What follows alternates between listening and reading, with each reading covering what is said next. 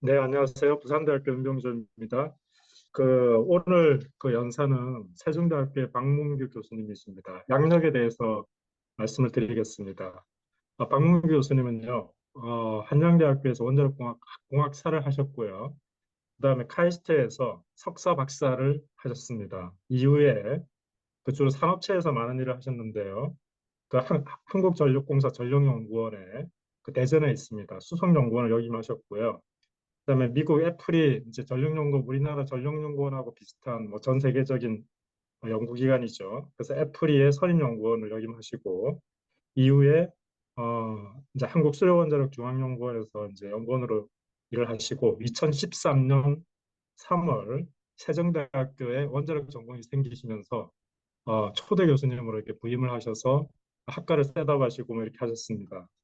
그리고 이제 주로 이렇게 이제 많은 일을 하셨는데 뭐 학술 활동도 이렇게 원자력 학회 편집위원도 학술 활동도 많이 하셨고 그 외에도 이제 원자력 안전위원회 규제 심사위원회 위원장 그다음에 최근에 화두가 되고 있는 혁신형 소형 모듈 원자력 관련해서 기술개발사업단 이사장님도 이렇게 하고 계십니다. 그래서 실제 이렇게 산업체 많은 경험을 가지셔서 오늘 좋은 강의를 해주실 것으로 기대됩니다. 네, 박문 교수님.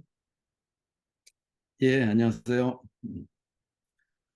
우선 오늘 주제가 이제 탄력 운전이라는 용어로 지금 되어 있는데요. 좀 기술적인 내용인 것처럼 보이지만 사실은 이게 그 재생에너지의 결합, 또 앞으로 온실가스 저감을 위해서 어떻게 우리가 전력 포트폴리오를 가져가야 하는지 뭐 이런 내용하고 아주 밀접하게 연관이 되어 있습니다. 그래서 탄력 운전이라는 용어 자체는 굉장히 기술적인 내용에 가깝지만 이것이 이제 전체 전력 포트폴리오에 미치는 영향이 워낙 크기 때문에 제가 이 주제를 선택을 했고 그리고 제가 이 문제에 대해서 굉장히 오래전부터 주시를 해왔고 경험도 가지고 있는데 최근에 너무 많이 불려달리고 있어요. 이 문제 때문에. 우리나라에서도 초미의 관심사가 되고 있다. 그래서 아주 따끈따끈한 주제입니다. 그래서 그런 내용들을 좀 공유하고 싶어서 제가 이 주제를 선택을 했습니다. 그 제목에서 보시는 것처럼 탄력운전이라는 용어는 사실 굉장히 최근에 나왔는데요. 과거에는 이제 부하 추종 운전이라고 했습니다. 굉장히 좀 딱딱해 보이죠. 영어로는 로드 팔로잉 오퍼레이션이라고 이제 불렀는데, 이거는 그 외부의 전력량 요구 사항에 따라서 전력량 요구 사항이 작아지면 원자로 출력도 감소를 시켜야 되겠죠. 그래서 전력 요구량에 따라서 출력을 변동시키는 그런 운전을 의미합니다. 최근에 이제 탄력 운전이라는 용어로 대체가 됐는데, 느낌상 좀 더 쉽고, 뭐 탄력적으로 보이죠? 그래서 이제 앞으로는 용어를 이제 탄력 운전으로 통일해서 제가 말씀을 드리도록 하겠습니다. 이 탄력 운전 같은 경우에는 상당히 오랜 히스토리를 가지고 있습니다. 국내에서도 이것이 언제 이슈가 되냐면 1986년도인데요. 그때 전력 공급 능력이 어, 굉장히 많이 전력 예불이 굉장히 많이 남았다. 즉 지금 전력을 너무 많이 생산할 수 있다라는 상태에 놓여 있었어요 이때. 그래서 원자력 발전량만 가지고도 어떤 상황에는 최대 부하를 최소 부하를 넘는 뭐 그런 상황이 돼버리기 때문에 출력을 조정할 필요가 있었다라는 생각을 이제 그때 하게 된 거죠. 그래서 1987년도에 이런 문제를 이제 해결하기 위해서 발전소가 뭐 절반 이상 가동 중지 상태였죠. 전력 수요가 지금 그 당시에는 굉장히 작았다는 거죠. 그래서 1987년에 이때 고리 2발전소에서 탄력 운전 시험을 이때 했습니다. 이 탄력 운전 시험을 이제 제가 원자력 발전소 근무할 때입니다. 그래서 그때 이제 원자로의 특성을 이제 살피는 부분에 그 책임을 맡으신 분이 지금 중앙대학교의 정동욱 교수님이고요. 원자력 학회장도 지내셨고, 그리고 그때 이제 여러 가지 기기의 진동이라든지 제반 기계적인 문제들을 확인하는데 이제 책임지셨던 분이 그 KPS 사장을 역임하시고 이제 퇴직하신 김범년 박사님이셨어요. 제가 이제 제가 그때 아주 젊을 때였는데 현장에서 여러 가지 어레인지를 하고 발전부, 그다음에 뭐 화학부, 그다음에 전산부, 그다음에 계측제어부 이런 각종 부서에서 이 시험을 수행하기 위한 그 인터페이스하고 어레인지를 하는 역할을 제가 맡았었습니다. 그래서 이때 그 굉장히 그 지금도 아주 과정이 다 상세하게 기억이 나는데 이때 굉장히 잘 됐어요. 아주 어렵지 않게. 굉장히 쉽게 그 탄력 운전을 수행을 했는데 그것이 앞으로 현재로서 이것이 왜 어렵고 왜 문제가 되는지 이런 것들은 제가 오늘 말씀을 드리면서 천천히 이제 진행을 하도록 하겠습니다. 그런데 이때 제 생각에 1988년도에 서울 올림픽이 열리면서 우리나라에 뭔가 대단히 급박한 그 변화가 있었던 것 같아요. 그래서 87년도에 이제 예비율이 50%를 넘었는데 1990 올림픽이 끝나고 1991년도에 5.4%로 급락하게 됩니다. 그 아래 그림에서 보시는 것처럼. 자, 이제는 정말로 여유가 없는 거죠. 그래서 또 게다가 이제 1994년에 그 발전소 몇 개가 또 폐지가 되면서 전력 예불이 더 줄어들었어요. 그래서 그 88 서울 올림픽 이후에 우리나라 산업계와 이 국가 구조에 뭔가 변기가 있었다라고 지금 생각이 됩니다. 그런데 이제 뭐 이 그림은 이제 그 내일신문에서 그림을 그린 거고, 그다음에 자료는 전력거래소에서 나온 자료인데, 2000년대 들어오면서 10%를 조금 상회하다가 2010년대 들어오면서 이제 또 그 설비 부족으로 예비를 급감하게 됐죠. 자, 그래서 지금은 우리나라가 제가 이 강연의 마지막 부분에 한 번 더 설명을 드리겠습니다만은 예비율 문제가 사실 우리나라가 지금 심각한 상태입니다. 선진국에 비하면. 여유가 별로 없다는 거죠. 그래서 몇 년 전에 그 제한송전 경험도 저희가 한번 그 경험을 했고, 그래서 지금은 예비율이 부족한 상황인데 왜 탄력운전이 이슈가 되는 것인가? 그런 의문을 가지실 수가 있을 겁니다.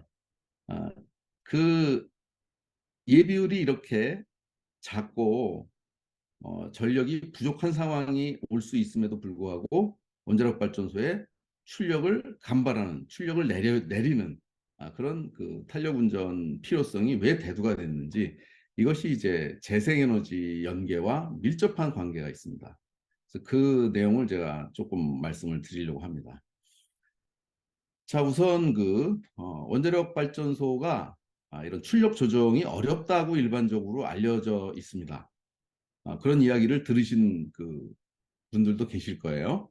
근데 실제 놓고 보면, 실제로 보면 지금 이 왼쪽 위에 있는 그림은 독일의 경우입니다. 그래서 여기 녹색 선으로 표시된 부분이 이제 원자력 발전소고요. 그다음에 붉은색으로 표시된 것이 석탄 발전소. 그다음에 하늘색으로 표시된 것이 이제 복합 화력입니다. 가스터빈. 이 그림을 보시면 원자력 발전소가 여기 Y축은 그 출력 변동량입니다. 전기 출력으로 표시된 얼마나 전력량을 변동시킬 수 있겠는가. 이 그림을 봐서는 원자력이 훨씬 더 빠르게 출력을 변동시킬 수 있는 것으로 나옵니다. 이제 그 이유는 대개의 경우에 원자력 발전소가 대용량입니다. 용량이 크죠. 그렇기 때문에 그 전력량, 변동시킬 수 있는 전력량으로 놓고 보면 화력발전소에 비해서 훨씬 더 빠른 시간 내에 출력 변동을 크게 시킬 수 있다는 거죠. 그래서 이제 이런 부분들이 이제 우리가 가지고 있는 오해 중에 하나입니다. 독일 같은 경우에는 이제 이런 그 출력 변동 운전을 굉장히 적극적으로 하고 있고, 프랑스 같은 경우에는 오른쪽 아래 그림을 보시면 지금 최근에 이제 프랑스는 하루에 2번, 지금 이 조금 그 폰트가 흐리게 나왔습니다만 지금 X축이 24시간입니다. 이제 하루를 나타내고 있는데 과거에는 하루에 한 번만 했습니다. 한 번만 했다는 것은 이제 밤 시간대에 전력 수요가 줄어들기 때문에 그 수요 대응을 하기 위해서 이제 출력을 낮추는 그런 운전을 했었는데 지금은 낮 시간대에 태양광이 많이 나오는 경우에 이제 재생에너지를 보완하기 위해서 재생에너지에서 출력이 많이 나오고 재생에너지는 그 태생적으로 출력 조절이 불가능하죠.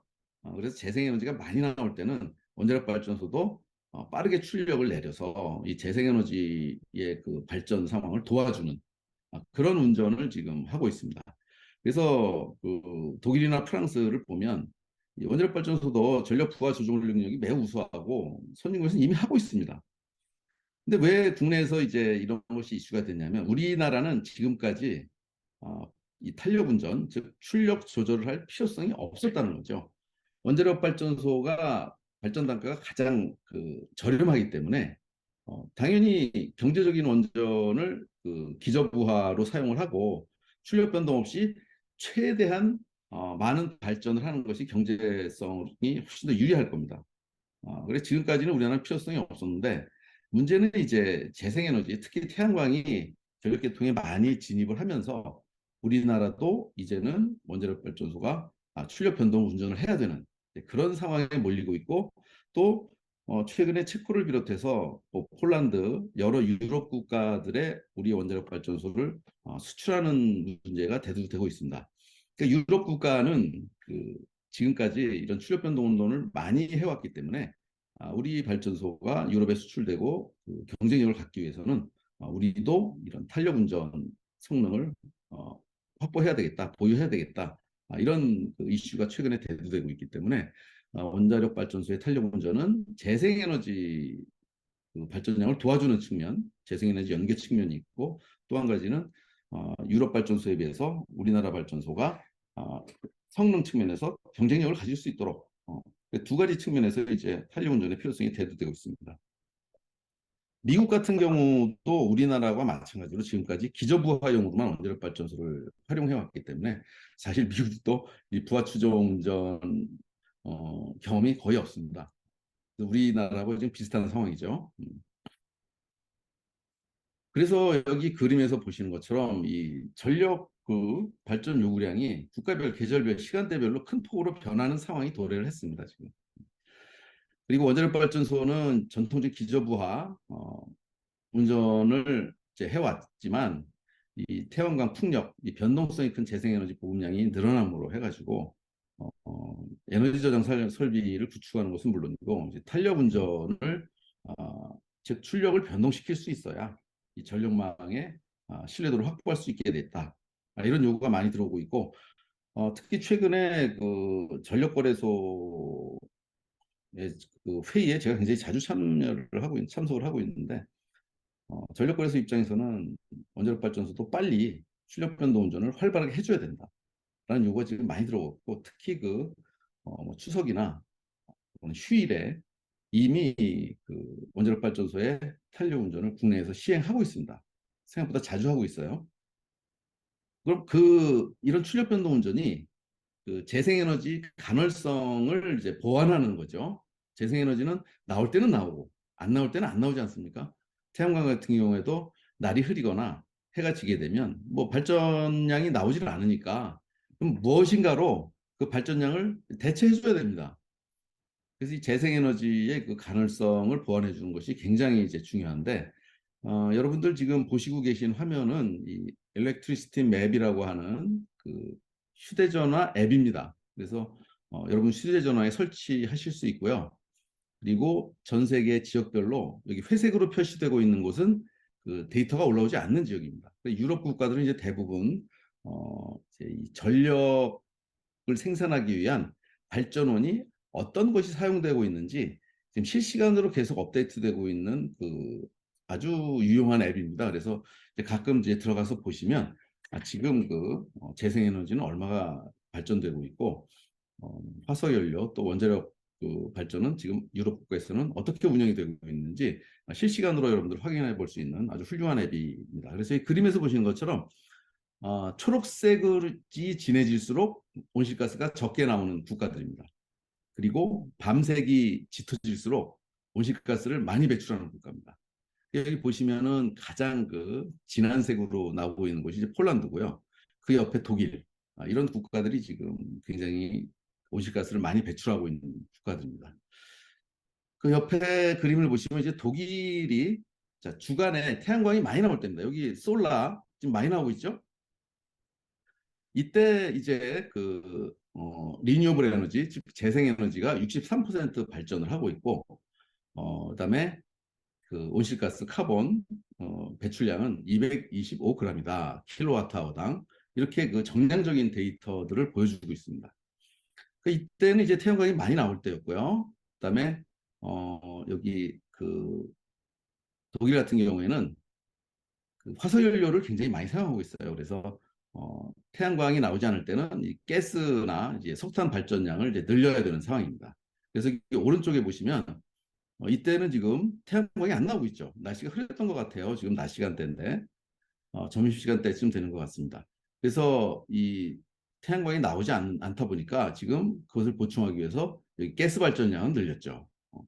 그래서 재생에너지 발전 비율이 63%에서 22%로 감소한 상황입니다. 당연히 이제 온실가스 배출량도 225g에서 373g으로 증가하게 된 거죠. 그리고 여기 로우 카본이라고 되어 있는 것은 그 원자력 발전소도 이제 카본 프리 에너지로 간주가 되고 있습니다. 그래서 여기 뭐 재생에너지 많이 나올 때는 이제 리뉴어블에 따라서 로우 카본 에너지가 많이 발전을 하고 있고, 리뉴어블 에너지 줄어들면 이제 이 원자력 발전량은 독일의 경우에 이 경우에는 큰 변화는 없는 것으로 보입니다. 그래서 리뉴어블 에너지가 줄어들면서 이제 그 온실가스의 배출량은 이제 늘어난 거죠. 자, 이게 독일의 상황이고요. 독일 같은 경우는 그 갈탄이 굉장히 많이 생산되는 국가입니다. 갈탄은 캐기도 쉽고, 독일 같은 경우에는 갈탄이 굉장히 많이 나오기 때문에 수입할 필요가 없습니다. 그래서 재생에너지가 나오지 않을 경우에는 가스를 쓰거나 석탄 발전소를 돌리기 때문에 어, 온실가스 배출을 줄이는 데는 사실 실패한 국가라고 할 수 있습니다. 프랑스의 예를 한번 보겠습니다. 프랑스는 여기 보시는 것처럼 원자력 발전량이 상당히 많은 비중을 차지하고 있는 국가입니다. 그래서 낮 시간대 이제 태양광이 많이 나올 때, 이때 이제 원자력 발전 비중이 이제 요 정도 됐었고요. 근데 프랑스는 이 독일에 비해서 온실가스 배출량이 10분의 1 정도밖에 안 됩니다. 굉장히 지금 이 온실가스 절감 측면에서는 가장 잘 나가고 있는 국가죠. 근데 독일에 비하면 리뉴어블 에너지가 41%입니다. 지금 독일 같은 경우에 이 태양광이 많이 나올 때도 리뉴어블 에너지 63%인데 그때도 이제 온실가스 배출량이 225g이었는데 지금 프랑스의 경우에는 리뉴어블 에너지, 재생에너지 41%고 하지만 로우 카본 에너지는 98%다. 이 뜻은 뭐냐면 원자력 발전량이 그만큼 많다는 뜻이 되겠습니다. 그래서 그 독일에 비하면 온실가스 배출량이 굉장히 적은 국가죠. 자, 그래서 독일하고 비슷한 사례로 제가 요 사례를 찾느라고 사실 좀 힘들었는데, 자, 오른쪽으로 옮겨가서 솔라 에너지, 즉 태양광이 안 나오는 상황이 이제 도래를 했습니다. 그럼 프랑스 같은 경우에는 나머지 뭐 거의 차이가 없죠. 원자력 발전량이 이제 그만큼 증가를 했습니다. 그것을 메꾸기 위해서. 그래서 리뉴어블 에너지가 재생에너지가 41%, 29%로 감소를 했음에도 불구하고 이 온실가스 배출량은 32g에서 26g으로 오히려 감소하는. 왜? 원자력 발전량이 그만큼 늘어났기 때문에 재생에너지 감소량을 보완하기 위해서요. 그래서 이것이 이제 탄소 중립으로 가는 그 어떤 굉장히 중요한 시사점을 우리한테 던져준다고 이제 할 수 있습니다. 즉 탄소 중립을 위해서는 화석연료 발전량을 줄여야 되고 또 재생에너지의 가능성을 보완해야 되는데 그 보완하는 그 발전원을 어떤 것을 선택할 것이냐에 대한 해답을 지금 프랑스가 제시하고 있다. 뭐 이렇게 지금 이 데이터를 보면 말씀드릴 수가 있겠습니다. 그래서 이 그림을 보시면 그 발전량에 따라서 전체 CO2가 어떻게 변해가는지, CO2 방출량이 어떻게 변해가는지를 이제 그 보여주고 있는 그림인데요. 여기서 보면 이제 기후 악당이 뻔하죠. 폴란드 제일 많이 나옵니다. 그리고 여기 보면 갈색으로 표시된 곳이 이 독일의 데이터입니다. 그럼 독일의 데이터는 지금 굉장히 변동량이 큽니다. 이 변동량이 크다는 뜻은 뭐냐면 재생에너지의 간헐성 때문에 재생에너지 자체가 변동성이 큰데 그 변동량을 다 화석연료로 메꾸고 있다는 뜻입니다. 그렇기 때문에 이 CO2 발생량의 이 변동폭이 굉장히 큰 거죠. 반면에 가장 그 모범적인 국가인 프랑스가 이제 이 맨 밑에 이 파란색으로 나타내고 있는 곳이 이제 프랑스인데요. 프랑스는 이 발전량에 따른 온실가스 배출량이 큰 차이가 없습니다. 발전량이 늘어나도 온실가스 배출량이 거의 일정하게 유지되는 그 모습을 보이고 있는 거죠. 그래서 이제 이것만 보더라도 우리가 전력 포트폴리오를 어떻게 가져가야 이 온실가스 감축 목표를 쉽게 달성할 수 있겠는가라는 것을 시사하는 굉장히 그 명쾌한 그림을 지금 보여주고 있는 겁니다. 그래서 폴란드가 가장 사실 이제 기후 악당 중에 하나이기 때문에 폴란드도 지금 어쩔 수 없이 폴란드도 지금까지 석탄 발전만 했습니다. 원자력 발전소를 도입해야 되는 이제 그런 상황에 몰리고 있는 것이죠. 그래서 구글의 이제 내용을 보면 기간이 이제 조금 지난 데이터긴 합니다만, 이제 핀란드의 경우에 데이터 센터에서 어, 이 시그니피컨트 뉴클리어 파워 하이드로, 네, 즉, 이 원자력과 수력이 이제 그리드에 이제 많이 물려 있다, 발전량을 많이 했다는 뜻이죠. 그래서 이 데이터 센터는 100% 카본 프리 에너지를 할 수 있었다. 그렇게 이야기하고 있는 겁니다. 여기에 이제 화석 연료는 전혀 언급이 안 되고 있죠. 유럽 같은 경우에 사실은 재생에너지 비율이 뭐 30% 가까이 되고 있습니다만은 그 중에 이제 사실 그 수력이 17을 차지하고 있습니다. 그래서 아직 이제 수력이 이제 대부분을 차지하고 굉장히 많은 비율을 차지하고 있는 거죠. 근데 이제 그것도 이제 그 지금 앞으로는 문제가 될 겁니다. 왜냐하면 지금 지구 온난화 때문에 그 알프 산맥에 눈이 많이 녹았어요 지금. 그래서 어, 이 수력 발전을 할 수 있는 그 물의 확보가 주로 더 관건이 될 겁니다. 그다음에 미국 노스캐롤라이나 같은 경우에 이제 구글의 데이터니까 주로 데이터 센터에 관해서 이제 이야기하고 있는데요. 데이터 센터가 이 전기 먹는 하마입니다. 그래서 그 야간에는 태양광이 불가능하고 그래서 이 원자력이 굉장히 중요하다라는 얘기를 이제 미국의 경우에 이제 얘기를 하고 는 거죠. 카본 프리 프로파일이 굉장히 높았다. 그 경우에 이제 특히 이제 그 밤에 재생에너지가 안 나올 때는 이 뉴클리어 파워 제너레이션, 즉 원자력 에너지가 굉장히 중요했다는 사실을 언급하고 있는 겁니다. 그다음에 대만의 경우에 대만의 데이터 센터인 경우에 이 카본 프리 매칭이 굉장히 낮아졌다. 즉 어쩔 수 없이 그 온실가스 많이 나는 발전원을 사용했다는 것이죠. 그 이유는 이제 원자력 발전소들이 이제 그 아우티지 문을 닫았다라는 거죠. 그 기간 동안에. 그래서 이 원자력의 도움이 재생에너지에 그 연계를 하고 또 어, 온실가스를 이제 줄이기 위해서 원자력의 도움이 불가피한 상황인데 이것이 이런 내용들이 지금까지 우리나라에서 굉장히 이제 왜곡돼서 일반 대중에게 알려졌다는 사실이 이제 좀 가슴 아픈 상황입니다.